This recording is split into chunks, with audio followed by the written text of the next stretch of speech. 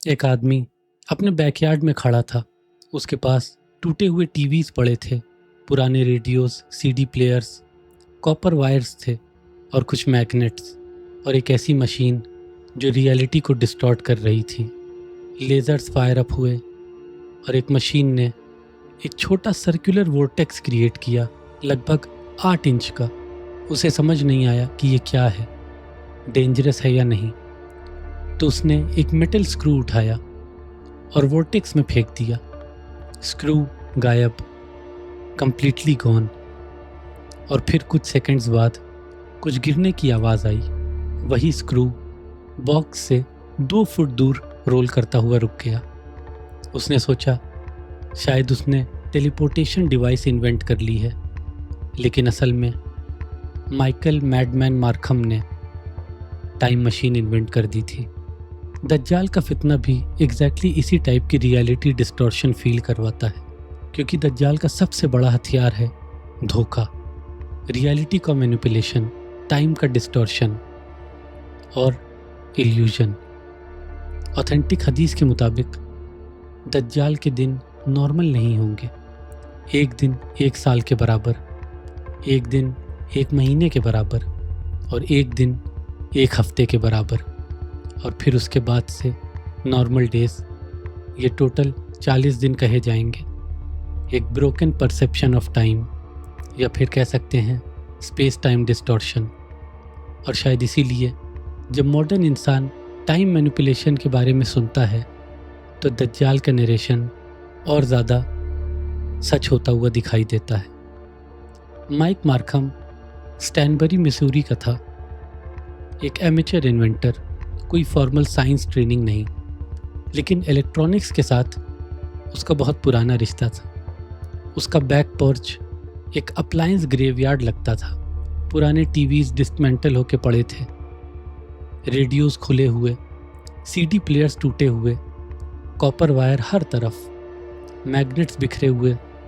और उसका current project था जेकब्स लैडर, 2 मेटल रॉड्स जो नीचे के हिस्से में तो पास होते हैं, लेकिन ऊपर जाते जाते उनके बीच फासला बढ़ता जाता है और इन रॉड्स के दरमियान इलेक्ट्रिसिटी के क्लाइंबिंग आर्क्स बनते थे। लेकिन माइक के पास उसके मॉडिफाइड वर्जन का आइडिया था। पहले उसको ट्रांसफार्मर बनाना था, क्योंकि जेकब्स लैडर में इलेक्ट्रिसिटी आर्क शुरू करने के लिए ही बहुत ही हाई वोल्टेज चाहिए होता है, 10s of thousands of volts। और एक आम हाउस होल्ड में 120 से 240 वोल्ट से ज़्यादा नहीं मिलता। ये काफ़ी नहीं था। तो माइक ने अपना खुद का ट्रांसफार्मर बिल्ड करना शुरू किया। बेसिकली 2 कॉइल्स ऑफ वायर को एक पावर सोर्स के साथ कनेक्ट किया और दूसरा वोल्टेज बढ़ाने के लिए। माइक वायर को लपेटता रहा यहाँ तक कि 400 बार लपेट दिया।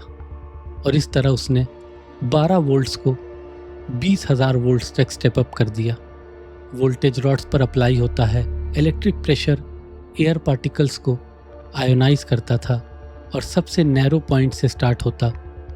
हीट एयर को और कम डेंस बनाती, हॉट आयोनाइज्ड एयर की रेजिस्टेंस कम हो जाती और इलेक्ट्रिकल आर्क रॉड्स के साथ ऊपर चढ़ने लगती। लेकिन प्रॉब्लम ये थी कि आर्क ऑटोमेटिकली नहीं चलती। अगर एयर प्रेशर चेंज हो गया तो सिस्टम फेल हो जाएगा, ह्यूमिडिटी चेंज हुई तो भी फेल, टेम्परेचर चेंज हुआ तो भी फेल, धुआं, डस्ट, कोई भी चीज़। तो माइक के पास एक आइडिया आया, क्या हो अगर लेज़र्स यूज़ किया जाए कंडक्टर्स के चारों तरफ हवा को आयोनाइज करने के लिए, जिससे कि रेजिस्टेंस कम होगी। उसने सीडी प्लेयर्स के लेज़र एमिटर्स निकाले, होममेड ट्रांसफार्मर कनेक्ट किया, मशीन चलने लगी। लेकिन कोई स्पार्क नहीं था, यानी वो काम नहीं किया। लेकिन एग्जैक्टली उसी मोमेंट पे उसने कुछ अजीबोगरीब देखा। डिवाइस के ऊपर हवा कुछ धुंधली सी लग रही थी। एक छोटा सा गोला उसके ऊपर उड़ रहा था, जैसे हाईवे पे दूर गर्म हवा दिखती है धुंधली सी। माइक कंफ्यूज था कि ये डेंजरस तो नहीं। तो उसने एक स्क्रू उसकी तरफ फेंका और वो गायब हो गया। फिर वापस उसने एक्सपेरिमेंट रिपीट किया, again and again and again. Her bar same result. Object second भर के लिए डिसअपीयर होता, फिर वापस आ जाता। अब माइक को समझ नहीं आ रहा था, टेलीपोर्टेशन या फ्यूचर डिस्प्लेसमेंट। कुछ और टेस्ट के बाद मशीन ओवरलोड हो गई, लेजर्स डेड हो गए और सारे कंपोनेंट्स जल गए। लेकिन माइक को यकीन हो गया वो कुछ बड़ा डिस्कवर कर चुका है।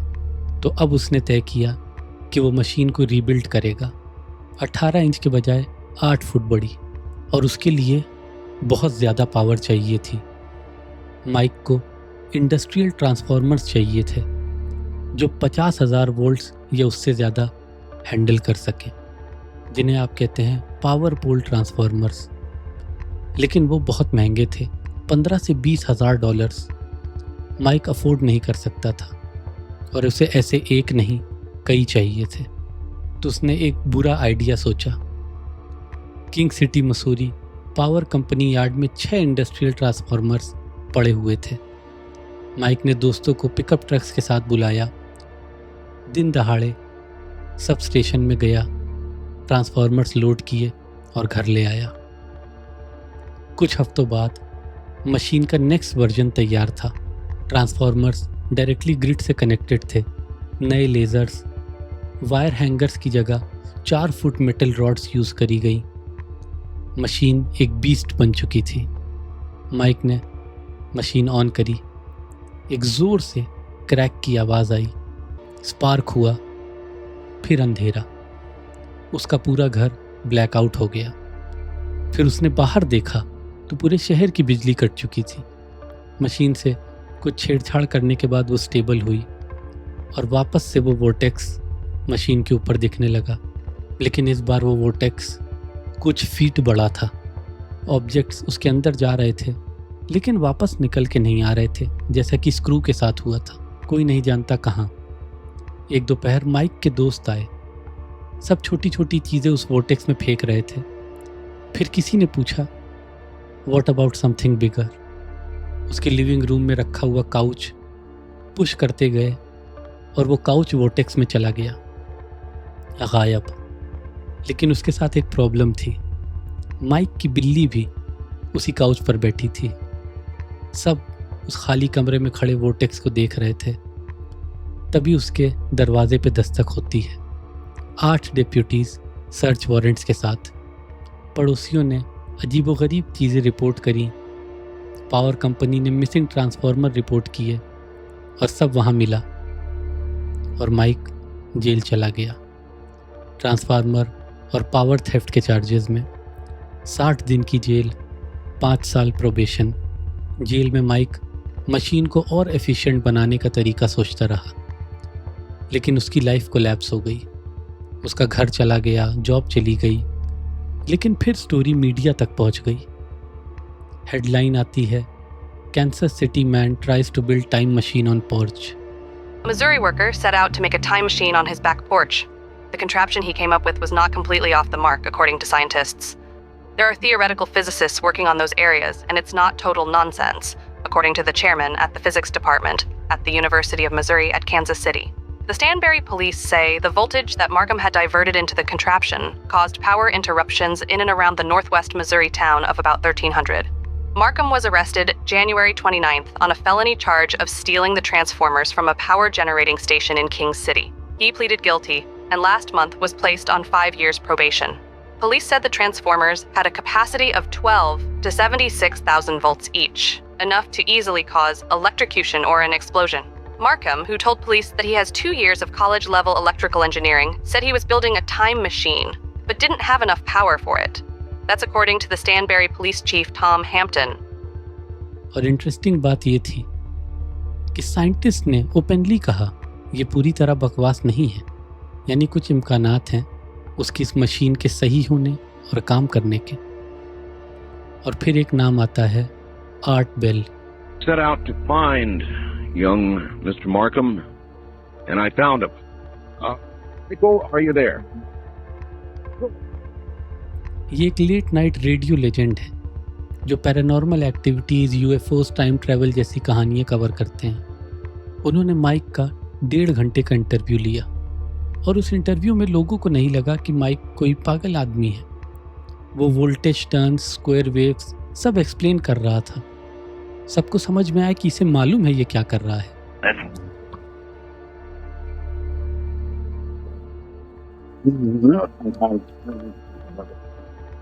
Right.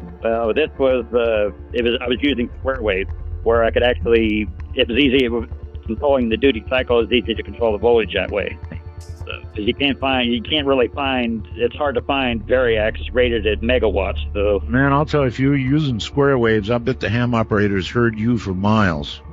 So, ability, Michael, of somebody coming along and being your mentor even more than this, maybe contributing money to build a great big gigantic version. लाखों लोगों ने सुना और उसके बाद कॉल्स आनी शुरू हुई। कुछ लोग ट्रांसफार्मर डोनेट करना चाहते थे, कुछ अपनी प्रॉपर्टी ऑफर कर रहे थे एक्सपेरिमेंट के लिए, कुछ फाइनेंशियल सपोर्ट देना चाह रहे थे उसे। और माइक ने फाइनली एक नई टीम बनाई, फिजिसिस्ट से बात की, रोटेटिंग मैग्नेट सिस्टम बनाया और एक्सपेरिमेंट्स के लिए एक वेयरहाउस लिया और उसने अरेंज करी बहुत ज़्यादा पावर। 1 साल बाद एक बड़ी और अपग्रेडेड मशीन तैयार थी और कहा जाता है मशीन काम कर गई। maybe it'll be more efficient if I use, instead of using basically heat from a laser in a cold room, the differential, the temperature difference between those two to stir the plasma, maybe even more efficient if I use the magnetic field to stir it. That's what I ended up doing. Use the magnetic field to do what? Basically, it's, in simple terms, this thing looks like basically a plasma tornado. Cylinders, one cylinder inside the other. Right. With a magnetic, with another, basically a circle of magnetic electromagnets around it. So basically, you got a bunch of plasma like inside of it with a magnetic field rotating it. You know, what you are describing, I'm sure you've heard stories of the Philadelphia experiment, right? Yep. Well, they described a similar electronic setup with regard to the rotating magnetic fields. उसने objects भेजे, यहाँ तक कि जानवर भी, माइस, hamsters, guinea pig, लगभग 200 successful tests. और फिर आता है फाइनल एक्सपेरिमेंट। माइक वोटेक्स के सामने खड़ा हुआ, गहरी सांस ली और उसमें जंप कर गया। एक फ्लैश ऑफ लाइट और गायब। लेकिन कहाँ गया लोगों को नहीं पता।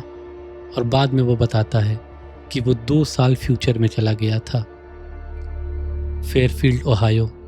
उसके साथ मेमोरी लॉस हुआ, डिसओरिएंटेशन, और जब वापस आया तो 2 साल बीत चुके थे और वेयरहाउस खाली था, सब कुछ जा चुका था। 2015 में उसने एक तीसरा इंटरव्यू दिया जिसमें उसने सब कुछ बताया कि कैसे वो फेयरफील्ड पहुंच गया था 2 साल फ्यूचर में, फिर उसके बाद वहाँ से उसने कैसे सफ़र किया, वापस आया। It's already been scientifically proven you can use gravity to dilate time. Well, basically I'm using electromagnetism, which is 10 to the 30th time stronger. Right, So right. I don't need basically a black hole to do this. फिर mic ने Faraday cage जैसा एक metal tube बनाया, अपने साथ cellphone ले गया और दोबारा गायब हो गया। आज तक खामोशी है। उसके बाद साइंटिस्ट जेन्युइनली कहते हैं कि हाई वोल्टेज और मैग्नेटिज्म शायद टाइम मैनिपुलेशन के राइट ट्रैक पर हो सकते हैं। Because Einstein's equations do allow for time travel. And they're blueprints. Blueprints for different kinds of time travel design that are compatible with Einstein's theory. For example, gigantic spinning cylinders. You go around the cylinder and you come back before you left.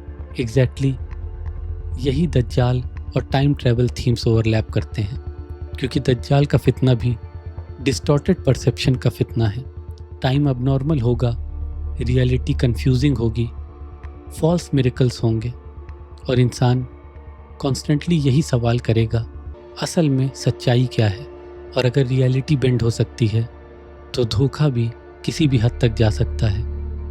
Exactly वही धोखा जिसके बारे में रसूलुल्लाह सल्लल्लाहु अलैहि वसल्लम ने पहले ही वार्निंग दे रखी थी, वन नाइट दज्जाल।